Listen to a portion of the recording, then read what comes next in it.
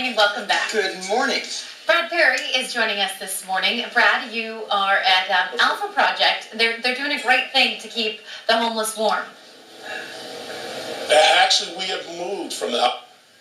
We moved over to Homies, Cinnamon Rolls, because we have another incredible storyline that we are lucky to have. And this is a very exciting and tearful time for me. Next to me is Storm and Malibu from the original Gladiators program, if you remember it.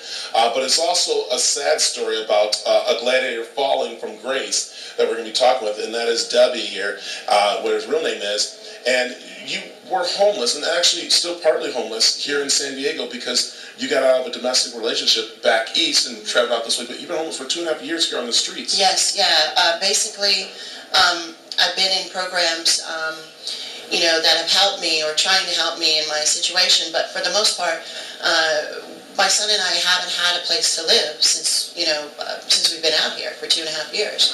And it's just due to reasons of injuries I've sustained in the past. We've just ended up literally on the streets. Yeah, and what's so amazing is that you had your story with AOL and someone stepped up and said, you know what, I remember her. She was my hero. She's somebody who I watch, I love seeing. That's Sheppard of The View. Correct. And you've never met her. No. Didn't know anything about her. No. But she's actually stepped up to help you. Yeah, she actually, I had a great conversation with her yesterday. Awesome woman. And we talked, and she's willing to pay for 6 months rent for my son and I, a place of our choice, and utilities, everything all for 6 months, so Creighton and I can get back up on our feet, no pun intended, because of my knee. And she actually, I spoke to her yesterday, and we talked for about 20 minutes. Great conversation, wonderful woman, and we have so much in common.